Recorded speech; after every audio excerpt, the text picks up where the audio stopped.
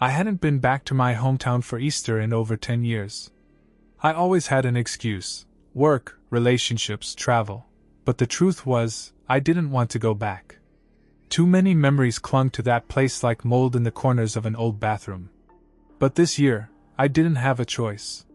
My mom passed away in February. She went in her sleep, peacefully, they said. Her neighbor, Mrs. Tolley, found her after noticing the lights had been on for 2 days straight. The funeral was small, just me, a few old friends, and some of her church ladies. I stayed the minimum time required and left, thinking I'd never have to see that house again. Then I got the call from the estate lawyer 2 weeks before Easter. "I need you to go through the property," he said. "Make a list of anything you want to keep before we begin the sale process. She left everything to you."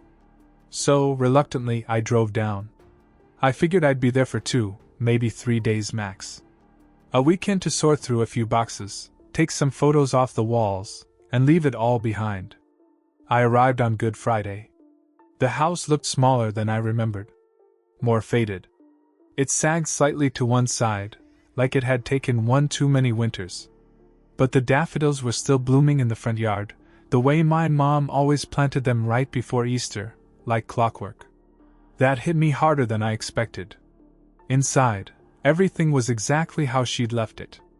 The couch still had her blanket folded neatly over the back. The kitchen smelled faintly of cinnamon and something else, maybe cloves. The air was still and a little musty, like the house was holding its breath.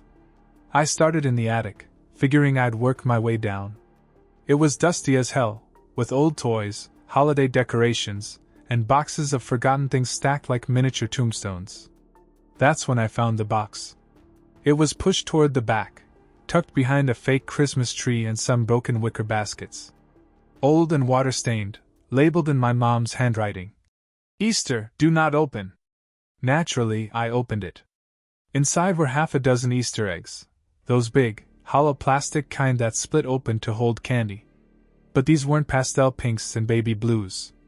They were painted black, like someone had spray-painted over the original colors, and sealed shut with strips of yellowed masking tape. Each one had a name written on it in Sharpie. But none of the names were mine. That would have been weird enough. But what really got me, what really stuck in my gut like a cold stone, was that I recognized one of the names. Landon B. Landon had been a kid in my neighborhood. A year older than me. Vanished the week before Easter when I was 8. No one ever found him. I just stared at that black egg for what felt like 5 minutes, maybe more. The sharp ink was faded, but you could still make it out plain as day, Landon B. And underneath, in smaller letters, a date. April 12, 1998. I did the math in my head. That was the exact Sunday he disappeared. I popped the top off, expecting maybe an old toy or something, but there was nothing. Completely empty. No candy, no note, not even dust. Just this weird, sterile hollowness, like it had been cleaned out. Sanitized. The rest of the eggs were the same. Black plastic, sealed with tape, names written on the sides. There was Erica M. I vaguely remembered her from elementary school. She had a stutter and used to carry a stuffed animal everywhere. Vanished the year after Landon. Chris R., one of my older cousin's friends. Disappeared during a camping trip. Tasha L. Danny V. Unknown, yeah, that one was the worst. Just a question mark scribbled in Sharpie. The date was blank. That's when the air in the attic shifted. Not in a dramatic, horror movie kind of way, but heavier. More present. Like the temperature dropped by a few degrees and suddenly I could hear the creaking of the house louder than before. I shoved the eggs back in the box and carried the whole thing down to the kitchen. Maybe I was overthinking it. My mom was always into creepy crafts around holidays. Maybe it was some kind of memorial art piece. Maybe she made those eggs to cope with the local tragedies. After all, everyone in town remembered those disappearances. There was even a bench at the park dedicated to the lost ones, a vague nod to all the kids who'd gone missing between 95 and 2001. But something about this felt closer. Personal. That night, I didn't sleep much. Kept the box on the table, just staring at it in the dark. Around 2:30 in the morning, I heard something on the porch. Not a knock. Not a scratch. Just a shuffle. Like slow movement across the boards. I sat up in bed, frozen, straining to listen. Nothing. Just the wind outside, and maybe some leaves rustling. I told myself it was probably a raccoon. Went to the kitchen to get a glass of water. And that's when I saw it. One of the eggs, the one marked unknown, was no longer in the box. It was sitting dead center on the kitchen floor. Like someone had placed it there. Gently. Carefully. I didn't touch it at first. The egg sat there like a dropped glove, out of place, but not alarming on its own. My rational brain was already working overtime. Maybe the box tipped when I carried it down, and I didn't notice one falling out. Maybe it rolled. But it hadn't made a sound. And I had been sitting in the next room in total silence for over an hour. I finally picked it up. The tape was brittle and dry, barely clinging to the seam. As I peeled it back, I had this awful flash of memory, me, as a kid, holding a plastic egg that smelled weird. Bitter. Sharp. Like rust and vinegar. I cracked the egg open, half expecting another empty shell. Instead, I found a tiny scrap of paper. Folded tight. Old and yellowing like it had been aged in someone's pocket for years. My stomach dropped before I even opened it. It had 2 words written in pencil. You remember. I stared at that message, and something shifted in my head. Not like a recovered memory, not all at once. More like a crack forming in drywall. A pressure. A whisper of something I hadn't thought about in decades. There was something I was supposed to remember. I took the rest of the eggs and shoved them in a drawer. That should have been the end of it. I told myself I was tired. Maybe a little jumpy after being in the old house again. Easter used to be my mom's favorite holiday. She went all out. Egg hunts, handmade baskets, neighborhood games. But the weird part? I couldn't remember a single Easter after 1998. Not clearly anyway. The next morning, I woke up to my phone buzzing. Unknown number. I let it go to voicemail. 10 seconds later, another call. Same number. This time I answered, half out of irritation. There was nothing but static for a few seconds. Then a voice. A kid's voice. Barely above a whisper. I'm still here. Click. No caller ID. No voicemail left. No record of the call. And when I went to the kitchen, the unknown egg was back in the box. Sealed. Same brittle tape across the seam. Like it had never been touched. That day, I didn't go back in the attic. I couldn't explain it, but every time I looked at the pull string hanging from the ceiling, my chest tightened. Like something was waiting up there. Watching. I stuck to the main floor and tried to distract myself by cleaning. Went through drawers, flipped through old photo albums, tried to feel normal in a place that suddenly felt like it had grown teeth.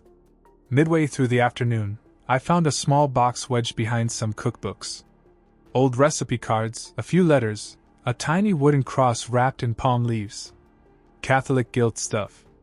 At the very bottom was a faded Polaroid. It was me. Maybe 7 or 8 years old, in a pale green sweater I sort of remembered hating. I was standing in our backyard, smiling nervously at the camera, holding a black plastic egg. Behind me, sitting at the edge of the sandbox, was another kid. Shadowed. His face partially turned, but unmistakably familiar. Landon. I felt like my brain short-circuited. How could I have forgotten that? Landon had never come to my house. That's what I told everyone when they asked. When the flyers went up. When the cops interviewed all the kids on the block. I was sure I hadn't seen him that day. But there he was. Sitting 10 feet behind me. Looking directly at the camera. I took the photo out into the sunlight to get a better look. There, in the lower corner, almost smudged out by time, someone had written in pen. Last Easter. My hands started shaking. Not like a little tremble, shaking. I dropped the photo and had to sit down, My ears were ringing, and my mouth tasted like pennies. It felt like someone had taken my childhood, folded it like origami, and started slowly tearing it apart. Because in that moment, I knew something. Something deep and uncomfortable and true. I lied. Back then. To the cops. To my parents. To myself. Landon was at my house on Easter Sunday. And I was the last one who saw him. That night, I couldn't sit still. Every creak of the floorboards felt like footsteps. Every gust of wind against the old windows made my skin crawl. I didn't turn on the TV, didn't even play music, just sat in the kitchen with the box of black eggs on the counter, drinking coffee like it might keep the memories at bay. It didn't. Around midnight, I finally gave in and pulled out the photo again. Landon's blurry silhouette in the background. Me holding that black egg. The sandbox. The green sweater. All of it felt like pieces of a puzzle I didn't know I had. And suddenly it clicked. There was a hunt that year. An Easter egg hunt in our backyard. My mom organized it just for me and a few kids on the block. I didn't remember everyone who was there, but I remembered my basket. Blue with a cracked handle. I remembered the weird smell coming from the eggs. Not all of them. Just one. One black egg that didn't match the others. And I remembered Landon holding it.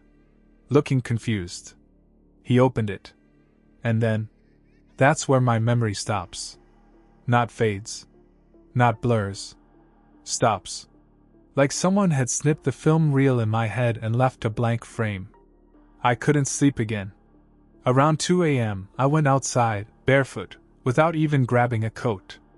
The air was cold and damp. The backyard looked the same as it did 20 years ago, just smaller. Dead grass. Empty flower beds. The old sandbox still sitting in the corner, half collapsed under years of rot and rain. I stood there, staring at it, and felt something pull. I don't know how else to say it. Not physically, not like being dragged. But emotionally. Spiritually. Like some part of me had never left this yard. I walked over and knelt beside the sandbox. Pushed some of the old wood aside. Dirt. Pebbles. Rotten wood chips. Then my fingers brushed something hard. Plastic. I dug it out slowly. A black egg. The same kind as the ones in the box. No name on this one. No tape. It was warm in my hand. Warm. Like someone had just placed it there. I didn't open it. Not right away. I just sat there, squatting in the dirt like a kid again, heart pounding in my chest. Then I heard something behind me. A voice. Hi. Small. Ragged. You dropped it. I turned around. But there was no one there. Just the dark yard. Just the cold. Just the egg in my hand. I went back inside with the egg still clutched in my hand. Locked the back door behind me. Not that it made me feel any safer. Something about this whole thing had shifted from unsettling to wrong. Like I wasn't just remembering, I was being led to remember. I sat at the kitchen table again, laid the egg down in front of me, and stared at it. Then I opened it. Inside was dirt. Just plain old dirt. Dry, gritty, almost sandy. But the smell hit me first, sweet and sour, like something had rotted in sugar water. I tipped the egg upside down, and something else fell out. A baby tooth. Small. Yellowed. Root intact. I nearly dropped the damn thing. I bagged it, Ziploc, latex gloves, the whole 9 yards. I don't know what instinct kicked in. Maybe guilt. Maybe fear. But suddenly I was handling this like evidence. Like whatever had happened all those years ago wasn't just a memory, it might have been a crime. And if it was, I wasn't sure if I was a witness. Or something worse. I didn't sleep that night either. Around 4 a.m., I sat down with my mom's old journals. She kept dozens of them, lined notebooks full of recipes, prayers, notes about her garden. Most of it was harmless, but every now and then, I'd find something strange. Rambling. Obsessive. April 1998. One entry stood out. He keeps asking about the egg. I told him not to touch it. I told him. He said it whispered to him. Said it showed him things? I thought it was just imagination, kids get scared. But now he won't sleep. Keeps saying, Landon's in the dirt. I don't know what to do. God forgive me, but I think something followed us back from the church that day. I stopped breathing for a second. I must have read that line 20 times. Landon's in the dirt. Was she talking about me? Did I say that? If I did, I don't remember. But my mom did. She remembered. And she wrote it down. And if she believed it, what else did she believe? I flipped to the next page. A list. Names. Dates. Egg colors. All black. All sealed. Some had been scratched out. Landon's was there. So was mine. My name. Next to the words. Spared. Marked. Unknown purpose. The next morning, Easter Sunday, I drove straight to the old church my mom mentioned in her journal. St. Bartholomew's. It was a stone building just past the edge of town, tucked behind a grove of dying pines. I'd only been there a couple of times as a kid. It wasn't our regular church. My mom used to call it the quiet place. Said she went there when she needed to be alone with God. It was abandoned now. Has been for years. A collapsed steeple, busted windows, birds nesting in the rafters.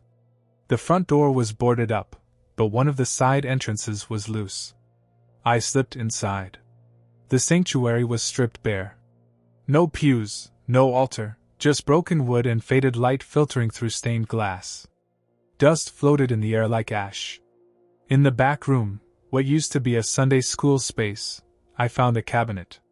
Inside were stacks of faded construction paper, old glue sticks, cracked plastic scissors. And in one of the drawers, tucked under a yellowing children's Bible, more black eggs. Not as many this time. Just 3. But one of them was open. And inside was a Polaroid. Same style as the one I found at my mom's. Same faded ink. It showed a group of kids in the church basement, sitting in a circle. All of them holding eggs. Their faces were smudged from dust or damage, or maybe something else. But one of the kids was me. Same green sweater. Same tired smile. And on the back of the photo, written in my mom's handwriting, "The game begins in the circle." Something in my chest went cold. That line, it meant something. I knew it wasn't just metaphor. Not in this context. It was a thing. An event. A memory just barely out of reach. I sat down on the cracked linoleum floor and tried to pull it back. I remembered chairs in a circle. I remembered singing. I remembered the priest, or maybe it wasn't a priest.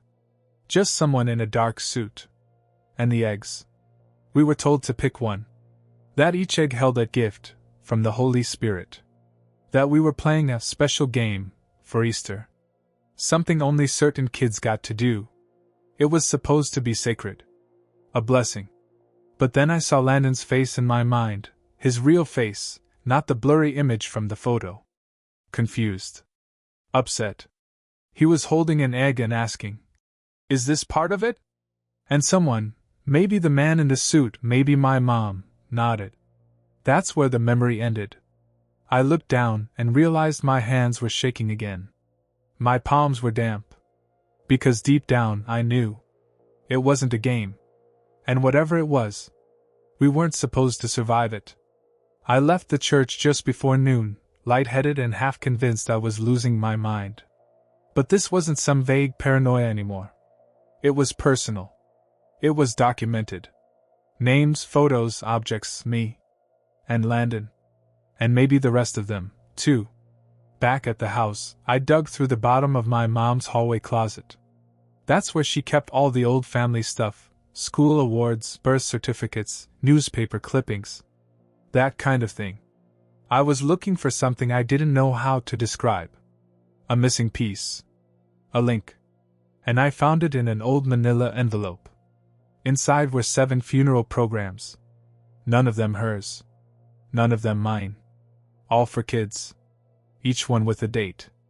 a church name, a photo. Some I recognized, faintly. Some I didn't. But one thing tied them all together. They were all kids who had disappeared in the late 90s. I thought they'd never been found. But apparently, some were. The obituaries were vague. Passed unexpectedly. Taken too soon. Not one mentioned a body being recovered. Just services. Flowers. Eulogies. Carefully written lines about peace and God and unanswered questions. But the thing that sent chills down my spine? Each one had a tiny symbol stamped at the bottom of the page. A black egg. It was subtle. Faint. Like a watermark. You'd miss it unless you were looking for it. But I was looking.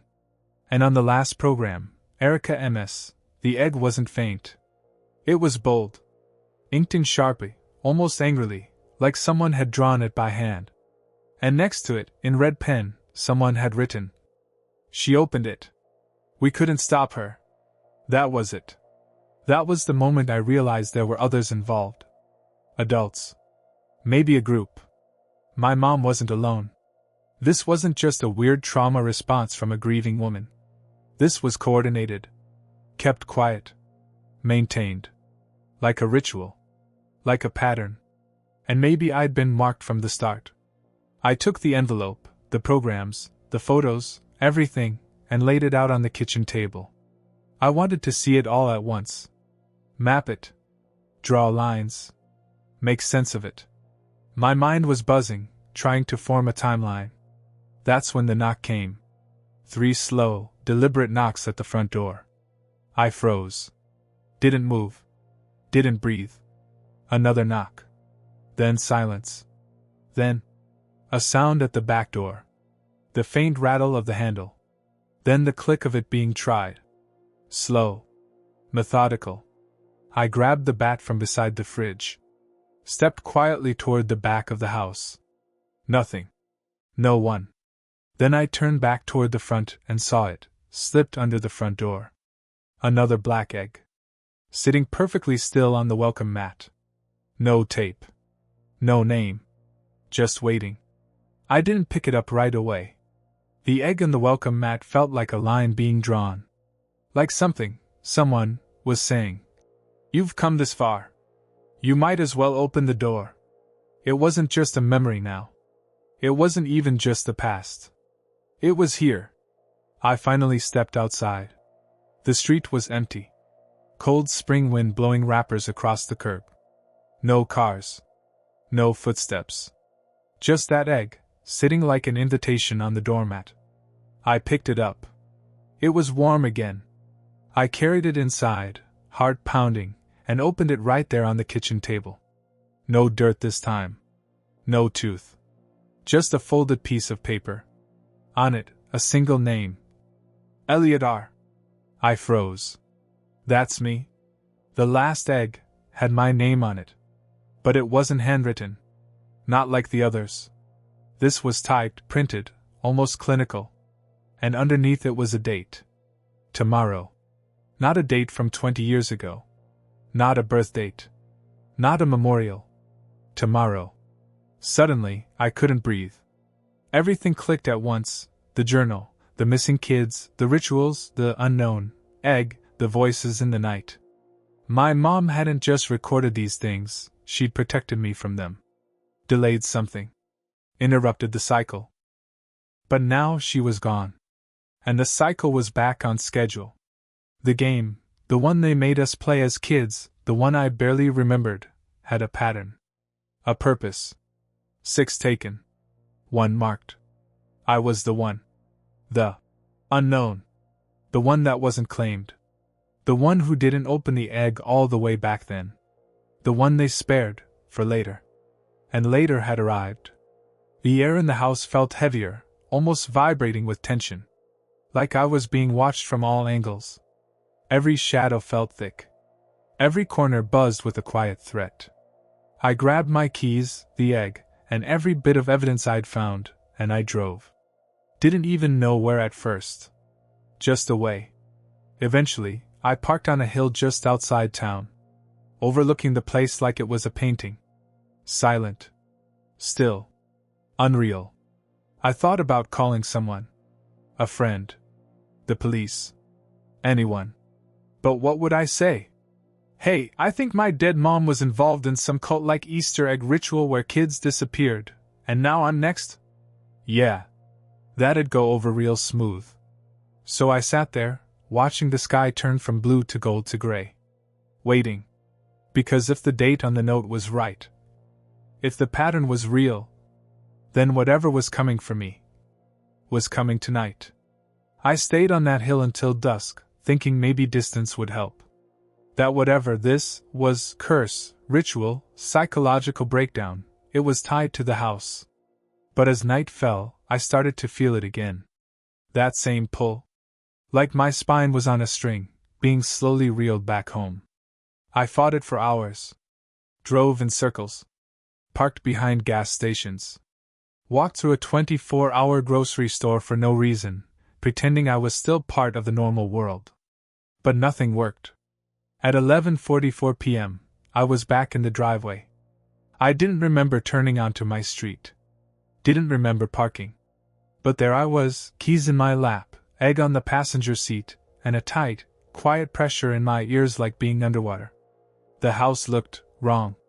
It was darker than it should have been. No moon. No porch light. Just a thick black stillness, like the house wasn't in the neighborhood anymore, but somewhere else. Something colder. Quieter. I stepped inside. The box of eggs was back on the kitchen table. Every single one of them open now. Except mine. And beside the box, a letter. My mom's handwriting. Shaky. Final. Elliot. If you're reading this, it means I couldn't hold it back anymore. I did everything I could to delay the 7th. To keep you out of the circle. But some games, once started, have to finish. There are things older than prayer. Older than reason. And some of them like tradition. You weren't supposed to be born. You were a mistake. That's what saved you the first time. No name in the records. No egg in the ceremony. But they don't forget. They wait. Don't open it.